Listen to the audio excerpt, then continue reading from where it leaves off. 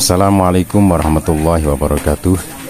Alhamdulillah wa syukurillah wassalatu wassalamu ala rasulillah ma ba'da. Di kesempatan kali ini saya mengajak Anda untuk mengunjungi sebuah tempat yang tidak asing dan sudah masyhur di kalangan umat Islam, khususnya warga Nahdiyin.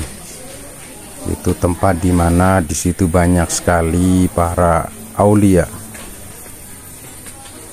wali Allah yang dimakamkan di pemakaman tersebut, yaitu Gunung Pring, sebuah desa di Kecamatan Muntilan, Kabupaten Magelang, Jawa Tengah.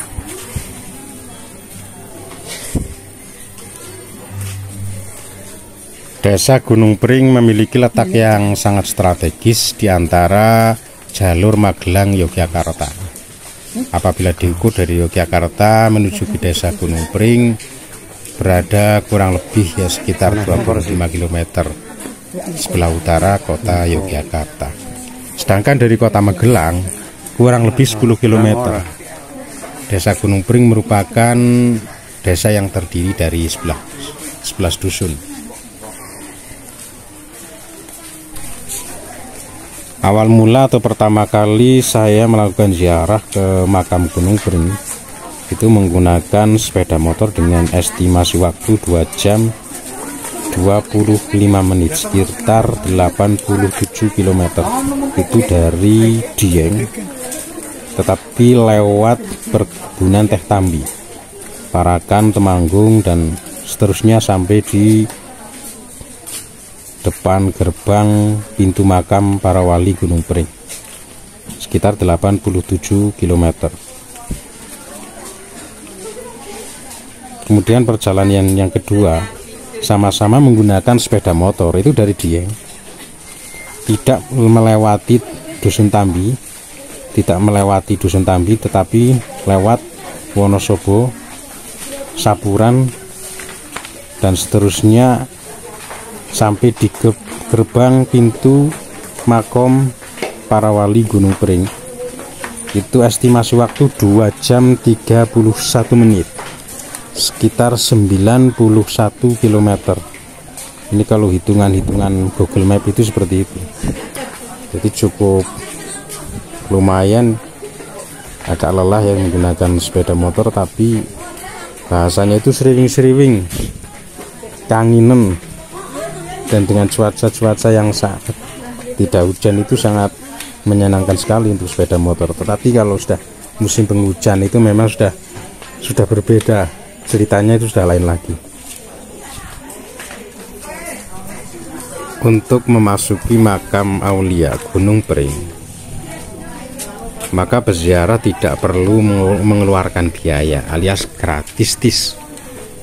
Selain itu tempat ini dibuka 24 jam.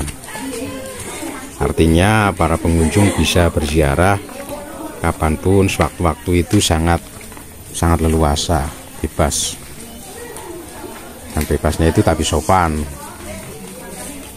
Kalau melihat letak makam aulia tersebut terletak atau berada di atas bukit dengan ketinggian kurang lebih 400 meter di atas permukaan laut, sehingga untuk mencapai puncak bukit peziarah ini, untuk mencapai puncak bukit, para peziarah harus menaiki anak tangga yang cukup banyak.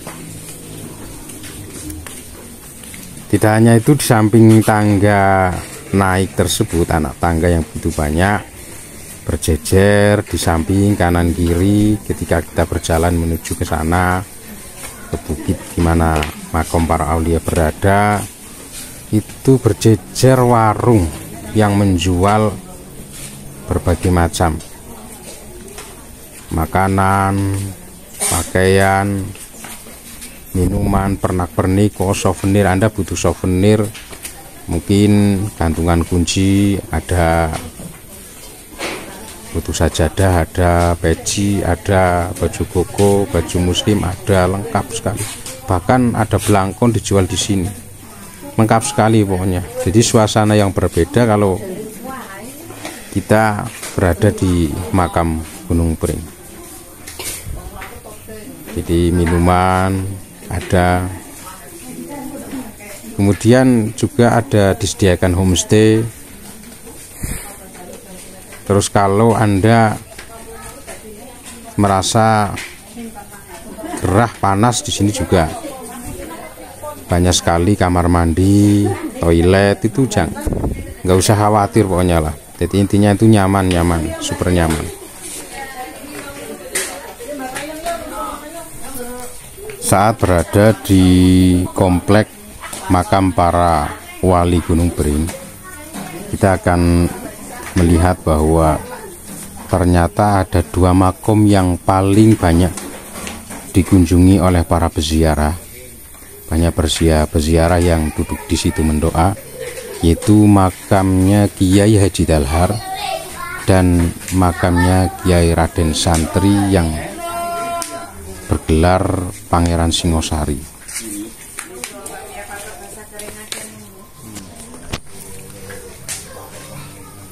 Kondisi yang Anda lihat saat ini adalah hari-hari biasa, pun begitu ramai orang yang menuju ke makom. Banyak sekali para peziarah di hari-hari biasa.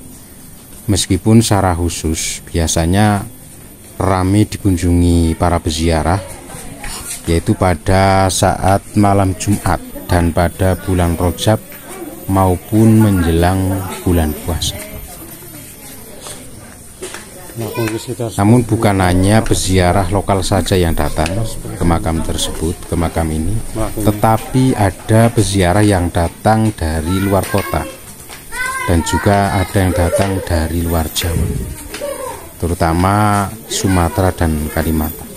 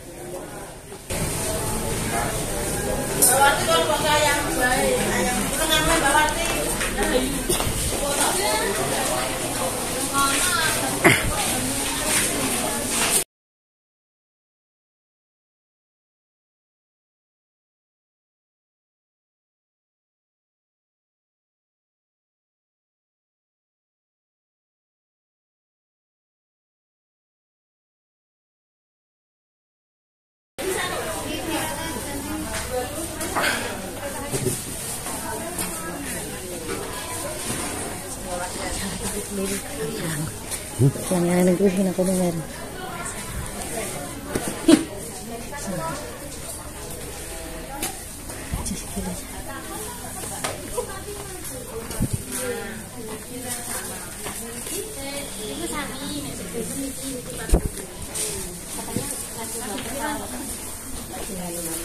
Kalau yang satunya lagi itu apa?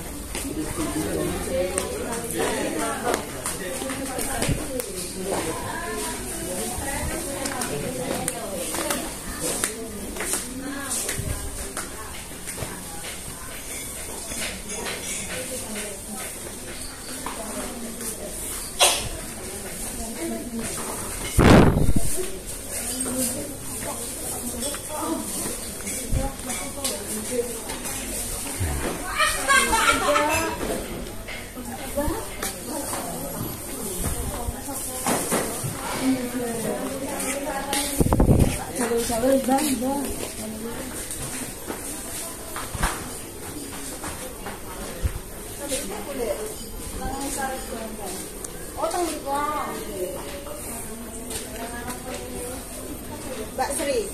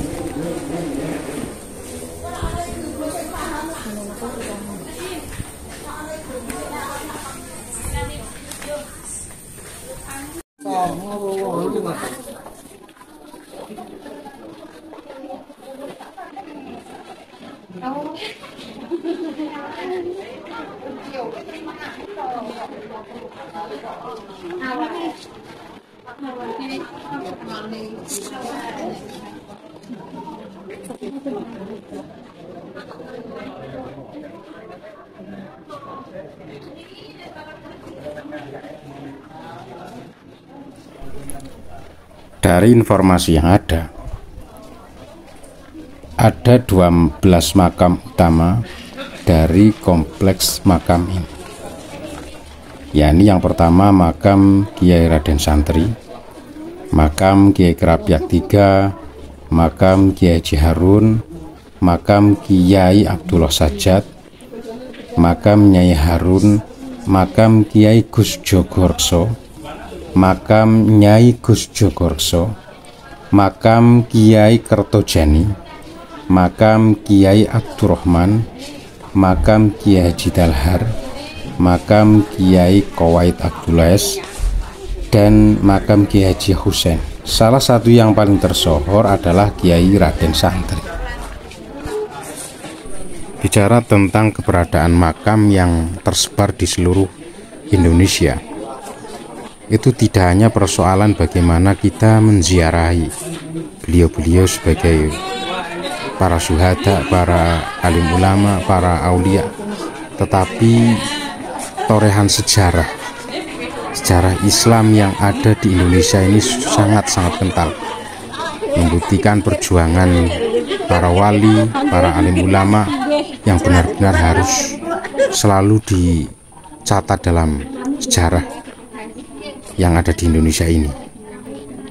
Karena yang kita tahu bahwa narasi pengetahuan dan ilmu sosial di Indonesia itu belum memberikan ruang yang lebar bagi aksi para kiai santri dalam berjuang melawan penjajah serta mengawal kemerdekaan Indonesia.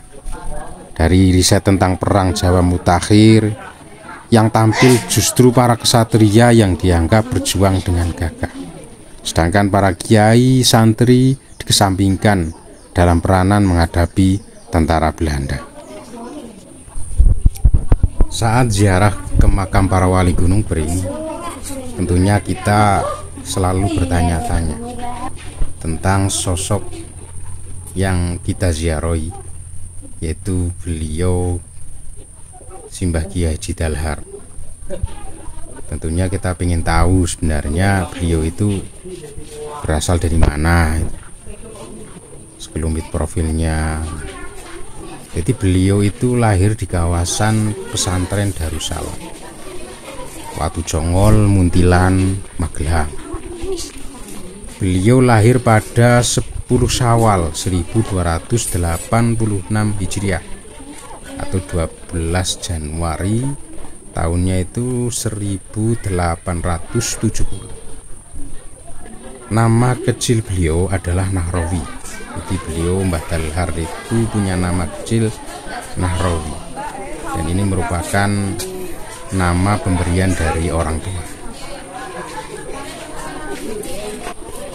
Mengenai nasab Kiai Dalhar, nasab beliau itu tersambung pada Trah Raja Mataram. Amangkurat III tentunya. Ayah Kiai Dalhar bernama Abdurrahman bin Abdurrauf bin Hasan Tuko, di mana pada waktu perjuangan Perang Jawa, Kiai Abdurrauf membantu Dipanegara berjuang di tanah Jawa. Kiai Abdurrauf dikenal sebagai salah satu panglima perang Dipanegara, membantu laskar pada Perang Jawa. Dari silsilah Kiai Hasan Tuko tersambung kepada Raja Amangkurat III, memerintah tahun 1703 sampai 1705 atau Amangkurat Mas. Kiai Hasan Tuko memiliki nama ningrat. Nama ningrat beliau itu Raden Bagus Kemuning. Pada waktu itu Kiai Hasan Tuko tidak senang berada di kawasan keraton, serta lebih memilih untuk memperdalam ilmu agama. Kiai Hasan Tuko kemudian memilih menyepi di kawasan Godean, Yogyakarta. Maka nama desa Tetuko sampai sekarang masih masyhur sebagai petilasan Kiai Hasan Tuko. Pada waktu Perang Jawa 1825-1830 meletus, Perang Jawa itu meletus. Pangeran Dipanra dibantu oleh barisan kiai yang berjuang untuk melawan Belanda. Di antaranya tercatat nama Kiai Mojo, Kiai Hasan Besari, Kiai Nur Melangi, serta Kiai Abdurrauf, putra Kiai Hasan Tuko. Kiai Abdurrauf inilah yang mendapat tugas sebagai panglima perang Dipanegara yang menjaga kawasan Magelang, Pada kisaran awal abad 19, kawasan Magelang menjadi jalur penting dalam ekonomi dan politik, karena menjadi titik pertemuan dari kawasan Yogyakarta menuju Temanggung dan Semarang di daerah pesisiran. Kiai Abdurrauf menjadi panglima untuk menjaga wilayah Magelang, serta memberi pengaruh penting penganut Dipanegara di kawasan ini. Demi menjaga kawasan Magelang dan mendukung pergerakan Dipanegara, Kiai Abdurrauf bertempat di kawasan Muntilan, yakni di Dukuh Tempur, Desa Gunung Pring, Muntilan. Di kawasan ini, Kiai Abdurrauf mendirikan pesantren untuk mengajar ilmu agama kepada pengikutnya dan warga sekitar. Pesantren di Desa Gunung Pring menjadi saksi perjuangan dakwah dan militer beliau Kiai Abdurrauf. Beliau Kiai Haji Dalhar mewarisi semangat dakwah dan perjuangan dari ayah dan kakeknya. Sejak kecil beliau haus akan ilmu agama dengan mengaji dan belajar di pesantren tentunya. Pada umur 13 tahun, Nahrawi atau Dalhar kecil mulai belajar mondok. Ia mengaji kepada Mbah Kiai Mat Usul di kawasan Bawang, Ngadirjo, Salaman, Magelang. Di pesantren ini Kiai Dalhar belajar ilmu tauhid selama 2 tahun. Setelah itu Dalhar kecil melanjutkan mengaji di kawasan Kebumen. Ayahnya menitipkan Kiai Dalhar di pesantren Sumolangu di bawah asuhan Syekh As-Said Ibrahim bin Muhammad Al-Jilani Al-Hasani, atau dikenal sebagai Syekh Abdul Kahfi As-Sani. Ketika mengaji di pesantren Sumolangu, Kiai Dalhar mengabdi di dalam Sang Syekh Selam selama 8 tahun. Hal ini merupakan permintaan Kiai Abdurrahman kepada Syekh Abdul Kahfi As-Sani. Pada tahun 1314 Hijriah atau 1896, putra Syekh Abdul Kahfi As-Sani berniat untuk belajar di Makkah. Sang Syekh memerintah Kiai Dalhar agar menemani putranya, yakni Sayyid Muhammad Al-Jilani Al-Hasani. Di Makkah, 2 pemuda pengabdi ilmu ini diterima oleh Syekh Sayyid Muhammad Babasol Al-Hasani yang merupakan kerabat dari Syekh Ibrahim Al-Hasani. Syekh Sayyid Muhammad Babasol pada waktu itu merupakan mufti Syafi'iyah Makkah. Di Rubat kawasan Misfalah, Kiai Dalhar bersama Syekh Muhammad Al-Jilani Al-Hasani bermukim selama mengaji di Makkah. Pada tahun pertama Kiai Dalhar mengaji di Makkah, terjadi peristiwa penyerangan Hijaz oleh tentara sekutu. Tanah Hijaz yang masuk dalam kuasa Turki Utsmani diserang oleh tentara sekutu. Syekh Muhammad Al-Jilani mendapat tugas untuk membantu perlawanan Tanah Hijaz setelah 3 bulan mengaji. Sedangkan Kiai Dalhar beruntung dapat terus mengaji selama 25 tahun di Tanah Suci. Bayangkan mengaji selama 25 tahun. Di Tanah Hijaz nama Dalhar menemukan sejarahnya, yakni pemberian dari Syekh Sayyid Muhammad Babasol Al-Hasani, hingga tersemat nama Nahrawi Dalhar. Kiai Dalhar memperoleh ijazah mursyid Thariqah Sadziliyah dari Syekh Muhtarom Al-Maki dan ijazah Aurad Dalailul Khairat dari Sayyid Muhammad Amin Al-Madani. Dari jalur Thariqah inilah Kiai Dalhar dikenal sebagai mursyid, syufi, ulama alim, sekaligus penggerak perjuangan pada masa kemerdekaan di Indonesia. Kiai Dalhar menurunkan ijazah Thariqah Sadziliyah kepada 3 orang muridnya, yakni Kiai Iskandar Salatiga, Kiai Dimyati Banten, dan Kiai Ahmad Abdul Haq. Ketika mengaji di Makkah, secara istiqomah Kiai Dalhar tidak pernah buang hadas di Tanah Suci.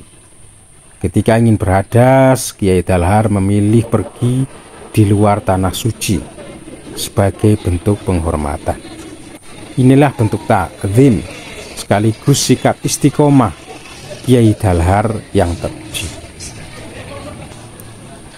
Kiai Dalhar dikenal menulis beberapa kitab, diantaranya Kitab Tanwir Al-Ma'ani, Manaqib Syekh Said Abdul Hasan Ali bin Abdullah bin Abdul Jabbar As-Sadzili Al-Hasani, Imam Thariqah Sadziliyah. Kiai Dalhar juga menjadi rujukan beberapa kiai yang kemudian menjadi pengasuh pesantren-pesantren ternama. Di antara murid Kiai Dalhar yakni Kiai Maksum Lasem, Kiai Mahrus Ali Lirboyo, Abu Yadim Yatim Banten, Kiai Marzuki Giriloyo, serta Gusmi. Gusmi juga dikenal dekat dengan Kiai Dalhar. Dalam catatan Ibat, Gusmi bisa membina hubungan dengan Mbah Jogoroso, Kiai Ashari, Gusmat putra Kiai Dalhar, Kiai Mansur, dan Kiai Arwani. Kemudian mata rantai berlanjut. Dari Kiai Ashari, Gusmi membina hubungan dengan Kiai Abdurrahman bin Hasim atau Mbah Benu dan Kiai Hamid Kajoran. Lalu dari Kiai Hamid Kajoran, Gusmi berinteraksi dengan Mbah Junaid, Mbah Mangli, dan Mbah Muslih Merangken.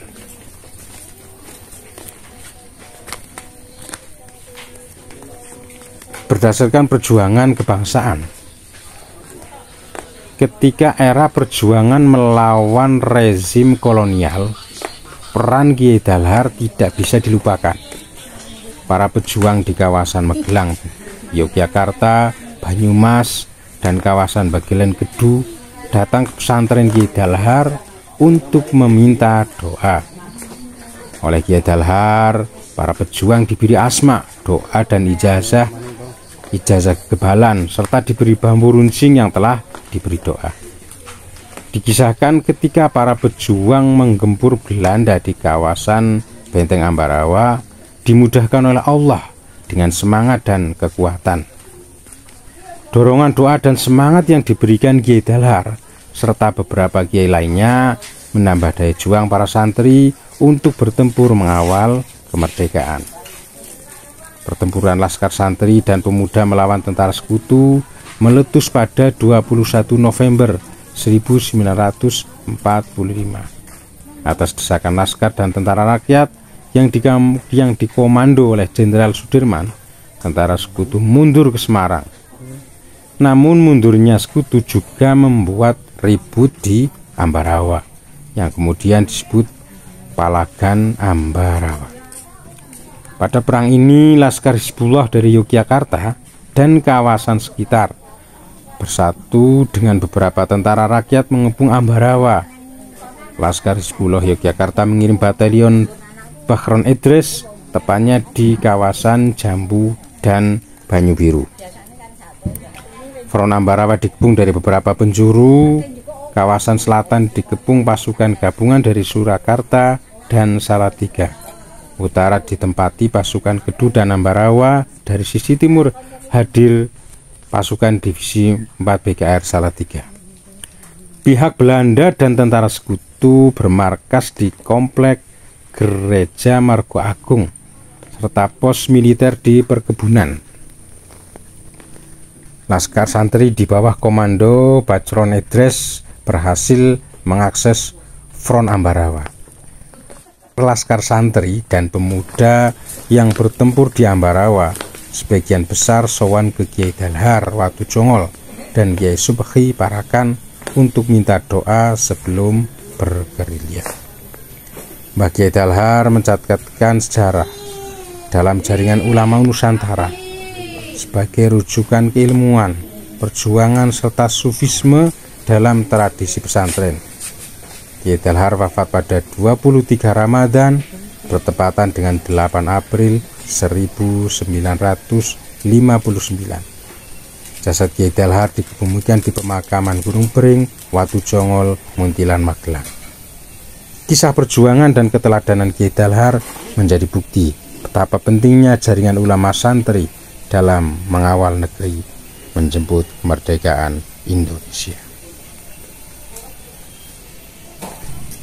Di samping itu, rasanya tidak puas kalau kita tidak mengenal juga ulama besar Kiai Raden Santri atau Pangeran Singosari yang merupakan putra dari Ki Ageng Pemanahan dengan Garwo Anpil. Ia merupakan kakak tiri dari Panembahan Senopati yang merupakan Raja Mataram Islam pertama. Meskipun lahir dari istri selir, Kiai Raden Santri mempunyai peranan yang cukup besar di kerajaan maupun di masyarakat.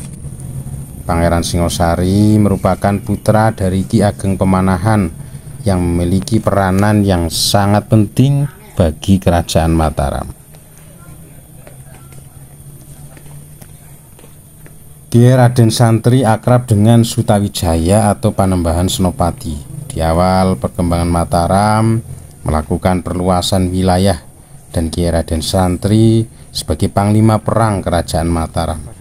Perlahan Kiai Raden Santri bosan di kerajaan dan pamit kepada Sutawijaya untuk mengembara. Pada tahun 1660 Masehi, Kiai Raden Santri sampai di Dusun Santren, Muntilan, Magelang, Jawa Tengah. Kiai Raden Santri sampainya di Magelang, tinggal dan menetap di Dusun Santren. Di sana dia lebih akrab dengan panggilan Kiai daripada Pangeran Singosari karena kedatangannya untuk berdakwah. Maka banyak masyarakat yang tidak tahu bahwa ia adalah pangeran dari kerajaan Mataram Islam. Sisa umur hidupnya ia gunakan untuk berdakwah dan mendekatkan diri kepada Allah. Oleh karena itu, setelah ia meninggal pada tahun 1810 Masehi, makam yang berada di Gunung Bering masih kerap diziarahi. Akhir kata, wassalamualaikum warahmatullahi wabarakatuh.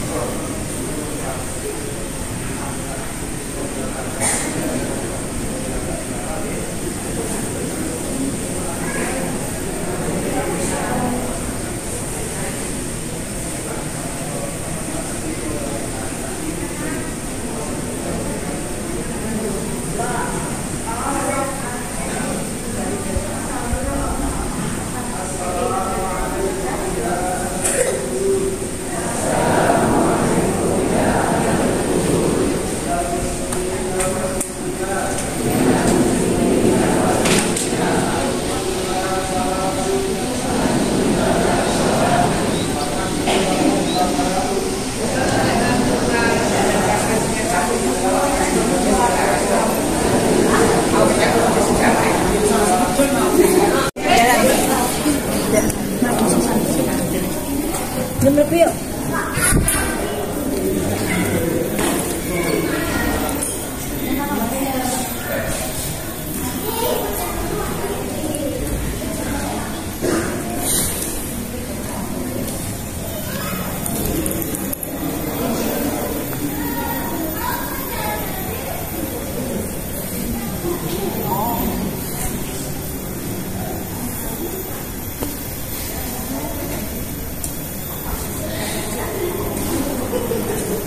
Aku bukan.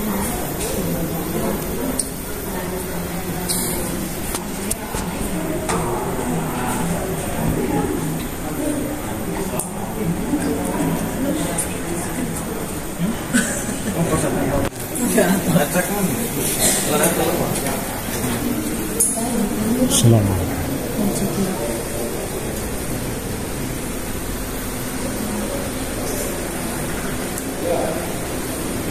Beli